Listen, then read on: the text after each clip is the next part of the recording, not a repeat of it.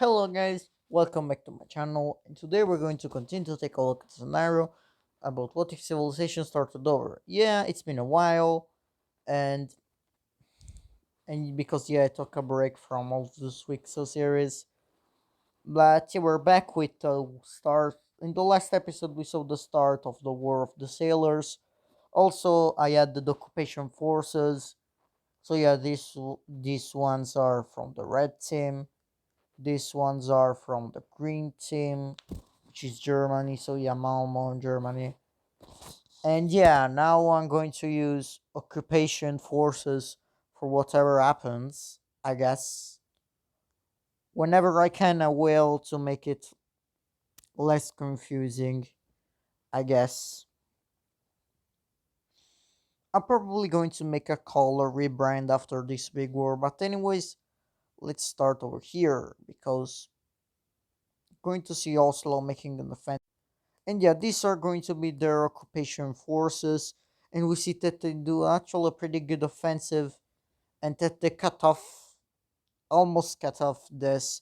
But after a very violent battle, it's like the Middle Ages 1100. It's really the battle with most casualties for now. And yeah, but after this battle, Malmo survives. We're also going to see the Yellow Team occupation force. Yeah, these are the occupation forces, and yeah, it's a pretty interesting. It's a small invasion, but it's still an invasion nonetheless. And yeah, anyways, this thing gets recaptured though. And yeah, we're going to see actually that there is no hope for Denmark. They stand no chance, and they're going to get defeated. We see the first countries has been defeated. Let's go.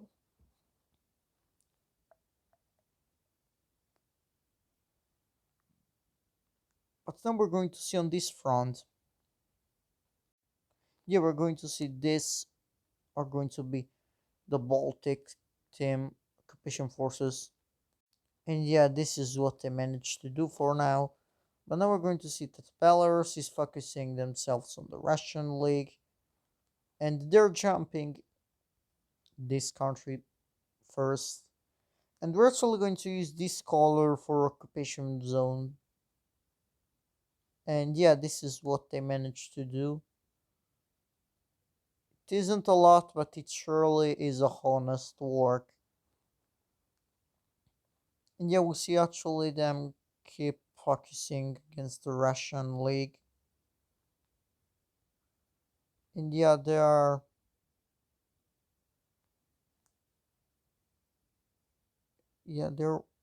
absolutely destroyed. Oh yeah, there's also the Ladolga Lake country.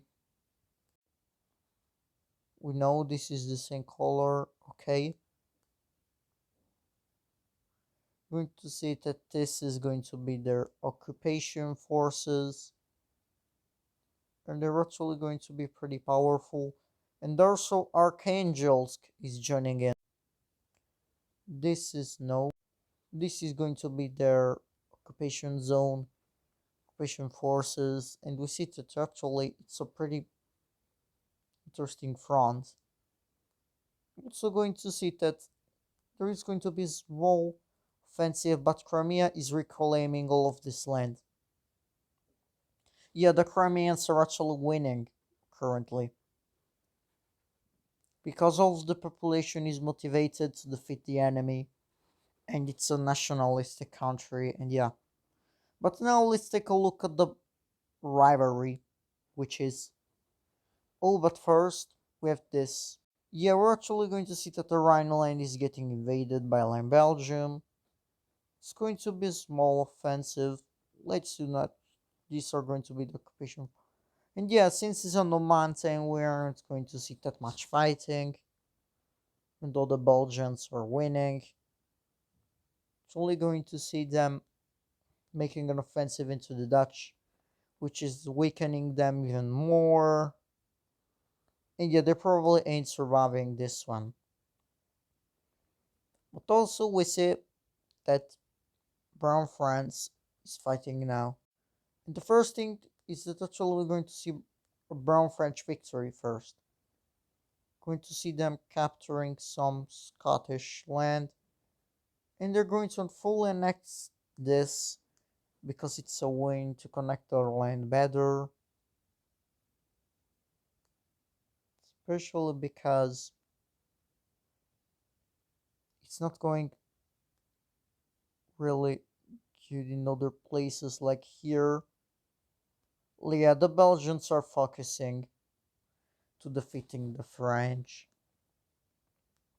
And if they do actually lose, yeah, basically we wins. This point after this, we're going to take a look at the. Oh yeah, also the Brown French made an offensive over here, and it's an okay offensive, I guess. It's a successful offensive nonetheless, but it's a small offensive because they're defending the isles. They're defending the British Islands and their mainland now. But then let's take a look at the rest of the Mediterranean because they aren't that there's tension in the Mediterranean Sea, and not that a big war just broke out in Northern Europe. We're going to see something happen as there's also going to be an economic crisis. Basically, Egypt was a Malmo and Oslo trading partner, and now that their economy is turned into war economy, they don't have money anymore, and we see this rebellion popping up. They're going to win, and we now have the first anarchist country in the series, and they're pretty unstable. They're probably going to have a civil war soon. And yeah, maybe it's better for Egypt that they don't have that land anymore. Then we're going to actually see the Balearic Empire is going on a quest. And their quest is one. Now they want to defeat France. They want to defeat the Pyrenees country, which is a French ally. They're in the war currently. And yeah, they're going to get surprise attack. And yeah, we're going to see this happening, which is a big offensive because the Balearic Empire is pretty stable. Like after every single expansion of the kings, take a big stability break, they stabilize the economy also, and then they go back to conquering. The Pyrenees Mountains are actually slowing down, but it's still a threat to the French. While Pyrenees, yeah, they cannot beat alone the Balearic. And after half of the land got captured, they're actually going to surrender. And now Pyrenees is actually Galicia, and it looks like the same color of Galician also in wicso. Sorry, I did not mean that. And yeah, sorry. Yeah, it's also in but now we see this. And yeah, they annexed the land because it's not war there, it's not occupation forces. They cannot assimilate it yet because it's a war now. And yeah, going to see the French actually recapturing the land. And now they have to restart over. Tough. But now at this point, we see that Naples is crashing out. They do not want the Balearic to become a major power, and they're joining the war on the side of Malmo. And then Athens decides to help their allies, which they send a treaty with to Balearic, and are going to join the war on the side of Oslo. And now we have arrived to the Mediterranean front. And yeah, so actually that the North Italians are going they're helping Naples for some reason.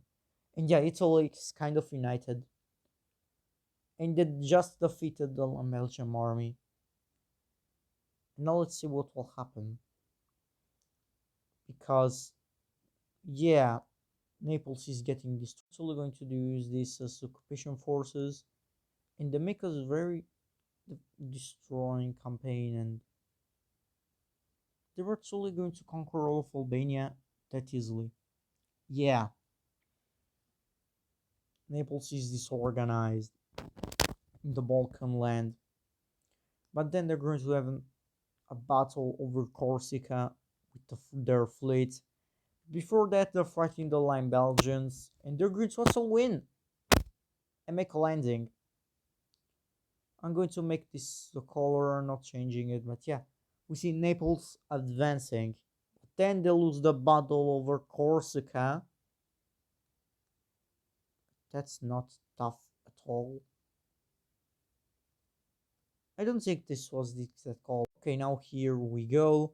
This is going to be the occupation forces color from now on.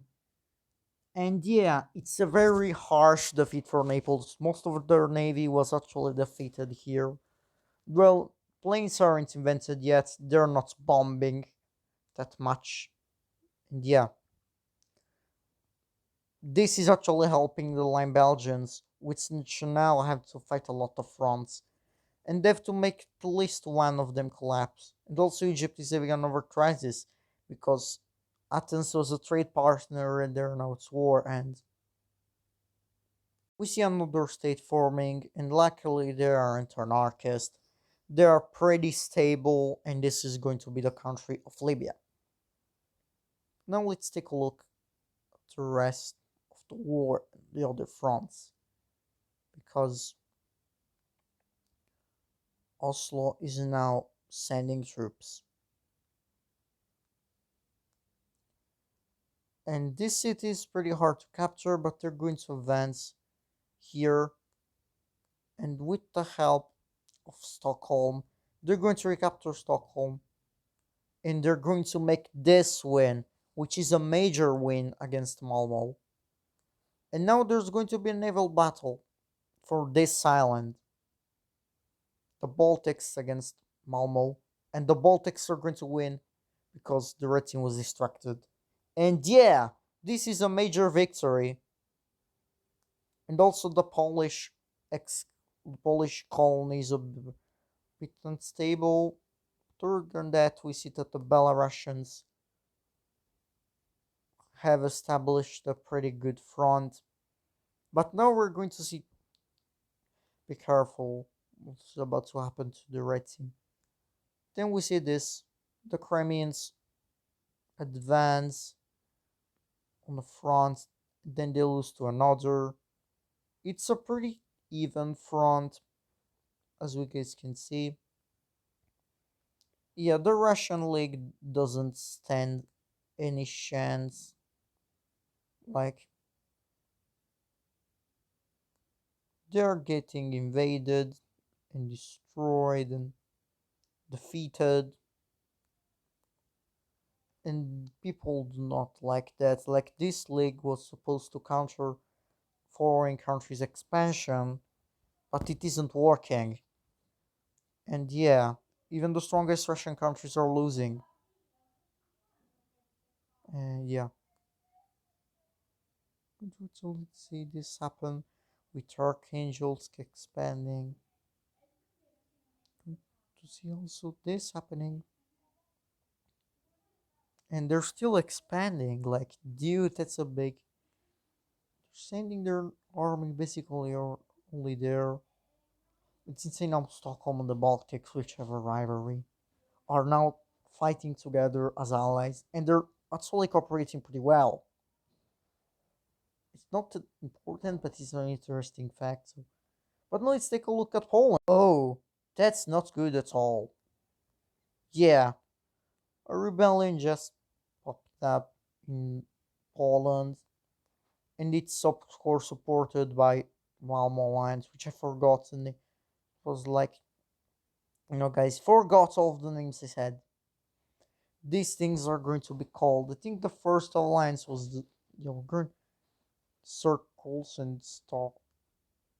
It's yeah, just going to call the alliance with countries names because I cannot use shapes. I guess that's fine. But this rebellion is actually going to be not it. Like we're going to see the green team trying to. They're going to make a small counter attack, but it's almost defeated basically. And also we see this major defeat for Malmo. And yeah, they aren't as strong as they were in their prime. And they try and engage into a naval conflict with Oslo. And they do actually have some sort of success. Yes, they did it, chat. They make a small victory, but this victory is short lived as Sweet Oslo is actually cutting this off.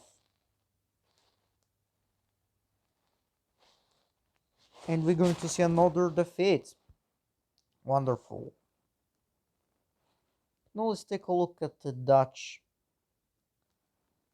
because they're going to actually counterattack. Not doing the occupation forces, but they're going to counterattack. And they're going to do it pretty good. The Rhineland is actually going to lose. Like they're going to have a major defeat. Like somehow they have a major defeat which was forced to and also thanks to, but they still are losing to Naples and we do not know for how much. Going to see them focusing on the islands and doing a major offensive over here, and they are focusing on Scotland and they're isolating it, and it's a pretty devastating offensive. And yeah, the troops just surrender, and the land is going to be reannexed and reintegrated into the Line Belgians. And yeah, we're going to actually see this. Meanwhile, we're going to see the French having their offensive continuing. But then, knock knock. Who's there? It's the Balearic. Oh, that's not good. Not good at all. Yeah, they're holding almost a naval blockade. It, yeah, they instead of attacking through the Pyrenees Mountains, they just make a naval landing. And yeah, this kind of screws France up. And now they have to defend their mainland a lot. And that's sad because they just liberated this. They thought, oh yeah, maybe we can do this. And then we actually see all of this Balkan land getting into Athens. And they're going to keep invading into the North Italians. There's also going to be a naval battle. Naples manages to hold on for now though. And yeah, that's not tough. Oh yeah, the North Italians are winning against the Belgians though. They're making a small offensive and it is a success. Now let's go back into the north. We're going to see that the Polish rebellion is taking control of the country, most of it. And yeah, Germany has to send troops a lot. And now they have to occupy, fully occupy this, because it's a pretty breakaway state. And Malmo cannot hold it currently correctly because they have to save themselves. And they're going to actually make a good offensive. Okay, so this is the offensive that I managed to do. It is a small offensive, it is a success, but we're going to see that things will get worse and worse. We're going to see the Baltics actually making a naval landing here. And yeah, they're getting screwed up a lot. How much are they surviving? We do not know. It might be the end. It might be not. Who knows? Well, I do, because I already planned out who will win. Like I already know who's winning, guys. But yeah, I stop at the winners. I do not know what will happen next. Guess we'll figure out together. Yeah. Now let's go over here because we see that the Ladoga Lake is actually keeping on with the invasion.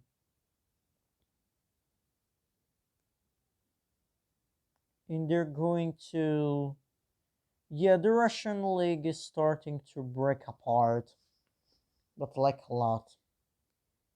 Something like that, but we see Belarus going full on berserk and doing this, which is a lot for the Russians. You do actually see the Crimeans liberating themselves though, and not making occupation forces for them, but yeah, they're actually winning the war now, and they might actually end up winning. Who knows? Then we see this land getting abandoned. Yeah, it's not a good thing, but there's still a lot of fronts that we have to cover. Dude, it's the big war since episode 4. Don't manage this from a lot. We're going to see Germany trying to defeat Oslo, and they get humiliated and humbled and absolutely destroyed because Oslo developed their name. And yeah, we see this getting fully liberated, and it's probably the worst mistake they will ever make. Yeah, now the Dutch have pressure north, and they have to send troops because who knows when how much the Germans will manage to hold on. And also the Rhineland, which leads to the Belgians making another offensive and also doing this. Yeah, Naples is starting to lose the war a lot.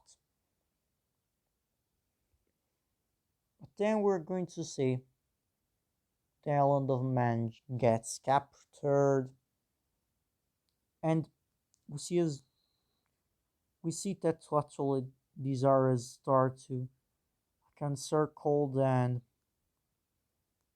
we see this happen. The British Isles are almost fully gone. But then we see an Irish rebellion. Oh yeah, this Irish rebellion is declaring independence. They're making a deal with Lime France. We know Lime Belgium, but it is France. And yeah, Northern Ireland is going to the Belgians. The rest is going to the Irish. It's a peaceful deal, nothing bad happens. And you're going to see, of course, most of Lane getting annexed to connected. They do not assimilate a lot though because they're still in a war, but yeah. You actually do see the French having a successful offensive here. Here it's another story as another front breaker happened. Then we're going to see the Balearic fighting for Sicily. And Naples manages to hold down for now. We're going to see Athens breaking down this front. And at this point, the North Italians surrender. And yeah, Naples is all alone now in the Italian peninsula. It's not going good. You're actually going to see the Dutch making a push back. And they're getting close to the capital. And they must actually try and turn the tides of the war. Yeah, but they're getting a naval blockade now, as the Belgians are preparing a naval operation to fully destroy the Netherlands. And yeah, it's not going to be fun for them. Then we see that Oslo fully defeats Malmo troops. Here, And we're going to see this happen. It's not that good. See the Baltics getting actually taking this island, and it's the final nail of the coffin. As Poland fully breaks away, the Germans do annex this land to try and help. Will they manage to win? Think so. To see as the Russian League is falling apart. Like this start falling apart a lot. Most of the countries get die. Most of the countries die. Yeah. And also, yeah, the skin Russian team is actually pretty cooked. They might not survive. Most of actually disagreeing and they're actually saying please. Most they want to like leave the war. But the Red Russians, which are now the leader because they're the closest party, going to say that we can actually do something to try and stop them. And maybe peace out and still survive. But what they're going to do, would you actually see the birth of the Russian Union? And this was Belarus was worst nightmare. They didn't actually wanted this to happen, and what they didn't want to happen happened, and so they decide to peace out. And yeah, let's take a look at this separate peace deal. And yeah, this is the peace treaty. We see that Lagodola Lake country annexed some land. Archangelsk annexed some land, and this is not an occupation zone. This is now their puppet state. We're going to see Belarus annexing a lot of land, the Baltics annexed some land. You see, we see some border, but the concept of border didn't exist. Staking told me that. Thank you, Staking. You are really the king. And yeah, we also see now this happening. We're going to see an offensive into Crimea to try and. Yeah, the Crimeans don't actually want to fight at all. And they're going to say, oh yeah, we're losing this. Time for a separate peace treaty. And they do accept that. It's basically a land exchange. I'm going to do it with you guys. Because why not? They were going to actually say that the puppet state that Belarus had on the Black Sea doesn't exist anymore. But in exchange, Belarus annexed some Crimean land. And yeah, it's becoming a big country. Oh, we also. No, wait, this is still occupied land. And yeah, now let's take a look at the rest of the rest of the war. Of course, we're going to actually see that Athens and the Balearic are working together to defeat Naples, and also the Belgians, which are doing this, and they're now trying to march straight into Italian Peninsula, and it's not going well. Naples is actually going to say this, and to at least preserve something of their country, they're going to surrender. Yeah, Naples has lost a war, and they're going to lose a lot. Trust. But the war didn't end yet.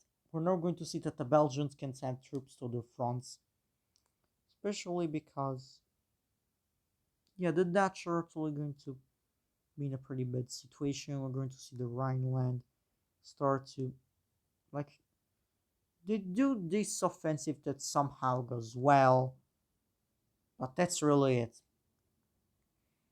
We're going to see that the Brown French are retreating all tall from this area. Now we're going to see the naval operation taking place. And this is what happens to the Dutch.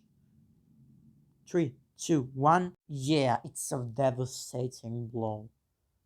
Like, really devastating. And yeah, after this, the Rhineland just surrenders.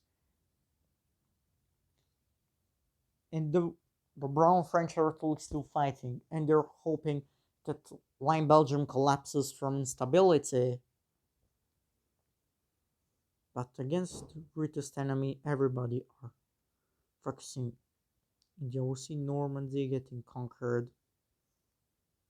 At this point, most of the population is revolting, and also the capital is getting pretty close to getting captured. We're going to say that the Balearic after this will make an offensive, and the French will have an humiliation, the most humiliating thing ever for them and their country. They're going to surrender over to the Line Belgians. The greatest rivalry is now on a pause. Line Belgium is the strongest for now. And yeah, now let's take a look at the rest of the front because the Baltics are actually doing this now. And the Polish are actually fighting against Germany too because of the occupied land issue. And yeah, we see actually that some land breaks away and joins up with Poland. So we're going to see the Baltics doing this offensive and getting really close to the holy city where everything started. Basically where all the religion is. Also see most of the allies getting liberated. We see Germany absolutely dying. We see this happening. And yeah, the Rhineland is going to surrender as we are so and we have two countries fighting. What's left of Malmo and Germany. Germany is still pretty strong. And the objective of the alliance is to actually weaken them, but not to cancel them from the map. So they do make an offensive to weaken them, and that's it. No, that's not it. They're still going to they're going to weaken them a lot close to the capital. And yeah, after this, they say that they're good. They ask Germany for peace, but they do refuse. This is not tough. Yeah. Now let's take a look at Malmo because they're fighting for their life at this point. It's getting closer and closer. And here it is. The city is encircled. And at this point, most of the population is against, and they're going to surrender. The leader will get killed by Oslo, and though like the Swedish flag is going into the capital of Malmo. This is a humiliating event. It's happened. Oslo is now the strongest country, maybe. And yeah, they completely changed the world order. And they did it with a lot of empires. But the war isn't over yet. There's still Germany. But after all of the well, yeah, they don't have the sea anymore. Yeah, after this, they're surrendering. And that's it, guys. The war of the sailors is over. And with this, this is the start of the Age of Empires. I don't know if that's still from other wicso, but like it's different. Here we have all of big countries, and so it's the Age of Empires. We have the Balearic Empire, we have Athens, we have the Belarusians, of course, with the Russian Union, which is kind of empire. So Ladoga Lake country, so the Baltics, Oslo, Stockholm, the Line Belgians, of course. And you see, let's take a look at the peace treaty. And this is the peace treaty. It's a lot. Oh, wait. Okay, now we have finished the peace treaty. Let's take a look at it. It's a lot. I know completely. We see a lot of empires. They are to start Oslo, which got some land here, and yeah, they become pretty big. We also see Stockholm getting their capital back, which is results in national pride. There you actually see a lot. Like Baltics become big, and they have an overseas territory. And it's almost an occupation zone. This land, almost. But yeah, we say that Malmo has become pretty small, but they still survive, even though Denmark wanted like to make them disappear, of course. And yeah, we actually do see that Blue Denmark became pretty big despite them losing. It's because They were allies and still needed. You were to see a country forming here, Poland becoming independent, so Green calling your country, definitely not a reference to my old wicso. Yeah, we actually see Belarus annexing some Polish land. And yeah, Germany is probably the one who got punished the less. And they can still have a good economy and still be a powerful country. And they will probably still be after this war. And yeah, yeah, the Russian Union we're going to see later. Now we're going to see that here Athens annexed some Albanian land. They formed a puppet state here. They formed the Mission country, which is independent. The North Italians actually got some land back, which got occupied. The Athenian people didn't want that. And yeah, we actually see that Naples got weakened a lot. They lost Tuscany and the Marche. And yeah, we'll see this north southern country. We'll see Corsica becoming Balearic. This becoming Pyrenees or Balearic. We see this to cut off the French from the Mediterranean Sea. They got punished harsh. We also see Normandy puppet states. And yeah, look at how big Line Belgium became. They're easily the strongest country in the world now. And they are pretty unstable. We will see if they will manage to keep all of this. Yeah, I think I talked about everything. And yeah, guys, this was the end. This was the final episode 12. Now we're going to see the Age of Empires and if the alliance is breaking up, what's happening next. And yeah, this was actually pretty big war, pretty the longest episode of my week so yet. And the first video that I make on map chart, which has occupation forces, and it made it better, like really better. It's a real improvement. So thanks to the Quiet Observer for everything. And yeah, see you guys in the next episode or in the next video.